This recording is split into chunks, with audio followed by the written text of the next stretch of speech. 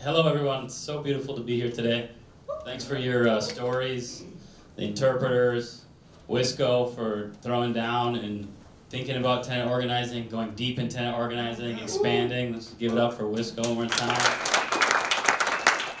Visuals, the audio, everybody showing up in this room today. It's amazing. MCs, y'all are beautiful. Thanks for setting the tone. There's a lot to say. It's been a pretty intense 8 years. So my name's Roberto. We started Inquilinos Unidos about 8 years ago with the idea that tenants know how to run the city and tenants can build the city. In those 8 years, we've taken on some of the biggest landlords in Minneapolis and in the United States. And we put more than $13.5 million back into tenants' pockets. And we didn't do that by hiring experts or consultants. We did that by sitting in a circle together with people who are directly affected about the problems that we're going to so that they can actually tell the city what's going on. And when we first started, there was 2 complaint-driven inspectors for over 90,000 units in Minneapolis. And you can imagine who's living in those 90,000 units. And you can imagine who are the inspectors and who is seeing the intricacies of the connections of how the city was run. But we said to ourselves, we deserve to be at the table and we're going to bring power right to your doorstep. And so we protested mansions, we protested city council chambers, we protested inspectors, we delivered don't raise the rent on Christmas to mansions in Delano. We did visuals, everything you name it. We kind of tried to birth what we could think of what it means to be a cooperative. And so the story that I'm going to tell today is a story about individuals, about 5,000 families, 1,500 units, refugees, immigrants, single mothers who got together and said enough is enough and we have bigger dreams. We've always had bigger dreams. And something that's really curious to me is that these connections are worldwide, right? Speaking of the founding of Community Land Trust by a black woman, Shirley Sherrod, amazing story, who took over or retook over or reclaimed land in Georgia. I mean, beautiful stuff happening in Georgia right now. The picture the homeless movement in New York, who's pushing against New York capitalist enterprises who say that in New York, everybody has space to live in a home. There is enough square footage in all the buildings for every single person in New York to live. The problem is that the corporate corporations are withholding empty units from people. And so if I'm going to leave you with one thing today, it's 3 words. And that is struggle, community, struggle. There is no roadmap. The roadmap is when we put our minds together and we say it can be done. Because I will tell you some lessons after this fight, is that even the city council members and the people who were meeting with us, they didn't believe in us. They didn't say we could do it. They weren't really actually putting wind in our sails. And so I want to just flip the slides here and just show you kind of what we did. This was us taking down the signs after a 4-year struggle. I'm going to go fast just so you can see the pictures. Could we hit the lights maybe? You can see it easier. This is us protesting the mansions. Maybe some of you have been there. Trying to force the landlord to say, sell the buildings back to the tenants. Of course, we didn't win all the buildings, all the 69 buildings. We were able to force the landlord to sell 5 buildings back to us, and right now we're in the process of building the cooperative. In the last 3 years, what we've been doing is establishing committees, figuring out how people are going to run this thing. 5 buildings, 69 units, 250 people, 100 youth. It's all 1-bedroom apartments, and so now we're coming together and we're saying, how do we want to run this? How are we going to make? How are we going to be in the green here? What do we want? What do we want to do to our parking lots? What do we want to do to our windows? What do we want for our children? But these questions are questions that are so simple and so profound because we're dealing with communities who have been pushed so low that they can't even dream of what they want to do in their house. And so we need to open up dreams. And to open up dreams, that takes time. You can't just build a cooperative tomorrow and win it, because if we're going to do it, we need to move at the speed of trust. And that's slow. This is when we were creating anti-eviction campaigns and trying to convince the sheriff to not evict the tenants. This is a deep story of stopping displacement. And I want people to remember this, that the single most important thing you can do in capitalist economy right now is stay put, is not move. And of course, things are going to happen. History happens. But if you can figure out ways to stop displacement, you will put gentrification in its tracks. The cooperative exists right next to the burned down 3rd Precinct. We watched it burn from our buildings. And it's a scary time because it's a massive transit corridor, everything burned down around us, and you know what comes next. Massive redevelopment of people who don't look like us in the neighborhood. I look out my window, and there's a brand new building, okay? And it says, Southsiders have more fun. Who the F is a Southsider? Do you know what I mean? Like, I don't know who's living in these buildings, but I think the slowest, most violent forms of intensity on bodies and families, it happens drip by drip, not completely instantly. And so all of a sudden you look around, and I guarantee you, that neighborhood won't look like the cooperative anymore. But since we're staying, we're saying, hey, it's going to look like us, and we're going to be able to create different kinds of motives for community here. This is during our processional. We protested the Catholic Church. They stopped funding us after we did that. But it was great because he went to this church, and this was a church that he prayed at, and we served him a subpoena while he was praying because he actually lied in the court of law and did some stuff. But he was winning 70% profit margins off these communities. 70%. I don't know who makes that kind of percentage. But who lives in his buildings? Immigrants, single mothers, people coming out of shelters. They were connected to the social agencies, right, that would send single mothers to these quicksand portfolios to exist in a violent space of their home. They're sending them to doom. I call these portfolios quicksand portfolios. It's not naturally occurring affordable housing. It's naturally occurring profitable housing. Because people are making money on it, and they're making money off communities of color, right? And that's what's happening. And so we protested the church. It was good. It was a macroeconomical protest. We had many faith leaders. We served, we made flowers, and we gave flowers to the congregation during their luau. And it was interesting because all the Latinos we're rolling with had never heard of this Catholic church, and it was all white folks. And so in the struggle, you're going to be forced with really interesting situations of reality, right? And so people were feeling a crisis of conscience and saying, we're both Catholics, but these Catholics are treating me this way, and I thought we all had the same principles, right? Faith, charity, hope. I guess it doesn't exist in the same way in different communities. Maria Zavala, she passed away, one of the biggest fighters from El Salvador.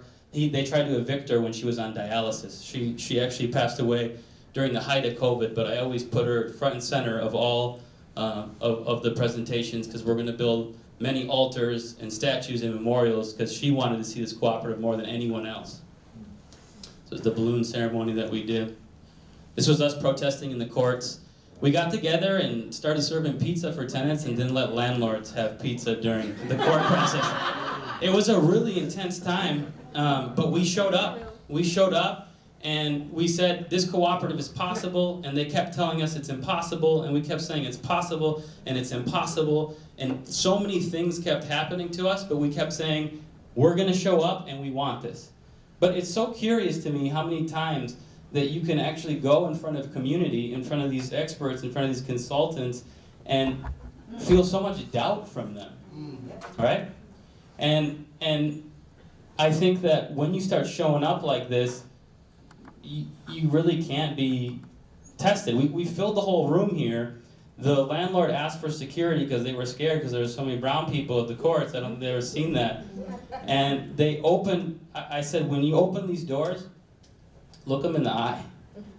And so he opened the doors, and I looked like his knees were about to give out, and I was like, well, I mean, you asked for this. Like, this is us in Asamblea after court. We're always strategically thinking and building. So what I want you to know is that here, we always reflect.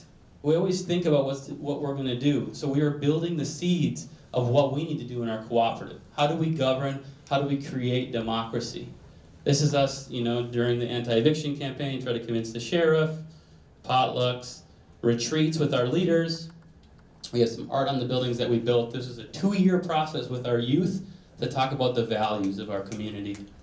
Guerrilla gardens that have been going for 5 years now since we planted them.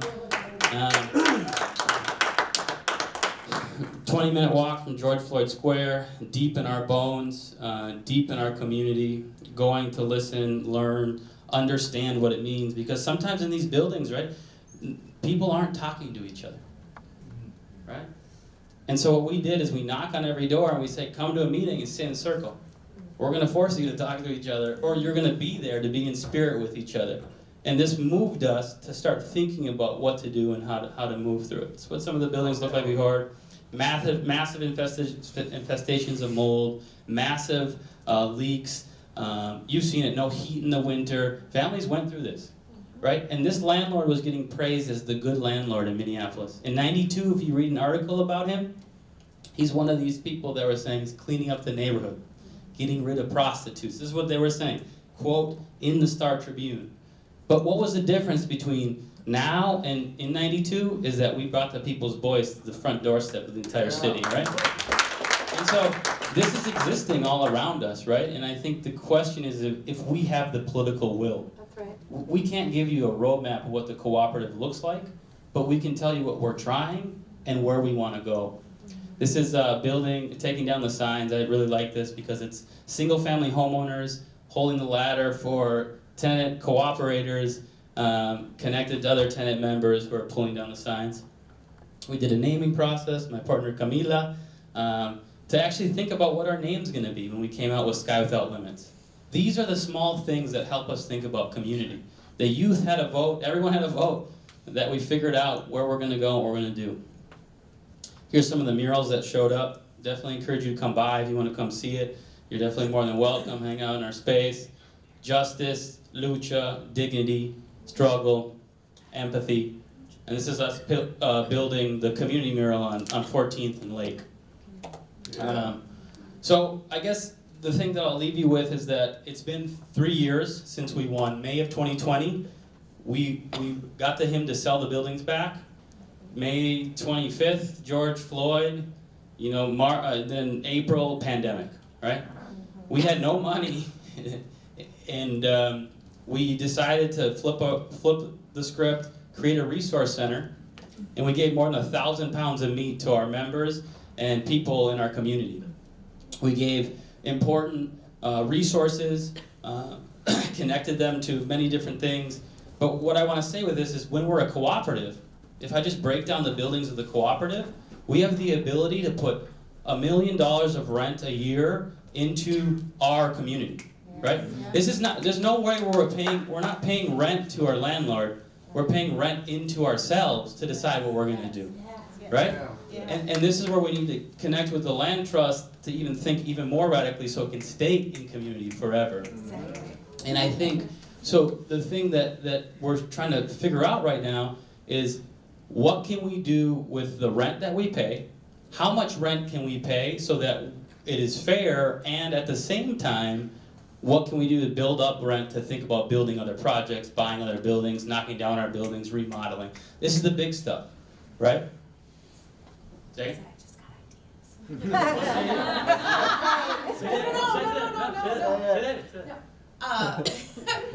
Powerful, right? Right. Yes. When community controls and communities at the center, I reject the idea that everything has to be rental. That you have no control and ownership. I don't care what your economic situation is, like coming together, like, oh my God, I'm gonna take you home, put you in my pocket. I love this. One of the things that we're looking at is acquisition development community investment trust, where you take, the levels of different investment, including community investment into their own cooperative investment. You can name it many different things, but that's really it. If we can like amass enough in development and acquisition, then we've got our own assets to go after the same capitalist people to get their dollars to invest, and we get to as a community design what it is that we want. And so with that, right, some of the lessons that we've seen since May of 2020 when we took over the buildings, there's still a property manager in there. We haven't sold the buildings back to the tenants, but we don't have enough money to sell it back to the tenants. So if we had funds in community that say, if you're going to be a cooperative, we can give you these funds, and then when you start building a profit, you feed back into it, we can start taking care of each other, right? Another lesson is the people that actually struggle to win the buildings won't always necessarily be the people that are going to live in the cooperative. The values and principles of building a cooperative are much more consistent than the values and principles that it takes to fight an enemy. Right? And this is important because we had to come to things when we started saying, well, there's some ugly faces of racist things showing up. And if you can't look within yourself to say that your brothers and sisters are next to you who fought the fight, then maybe you shouldn't walk with us, move with us anymore. And that's okay, right? And so the lesson is, remember that the struggle is beautiful when we bring people together, and we have to build even more consistency and more trust in a cooperative. It's like polyamory. It takes a little more trust. And then another lesson is be careful with developers. I'm not saying that the developers are, that all of them are bad. But we have come across ones that don't believe in us, that don't believe we can run our buildings, that don't believe that the people's ethic can come from there. And so I think you have to tread slowly with the people in that way. And then struggle again, because it's not easy. It's not easy. So thank you. Yeah. Make some noise for Roberto de la Riva for Workers United for Justice.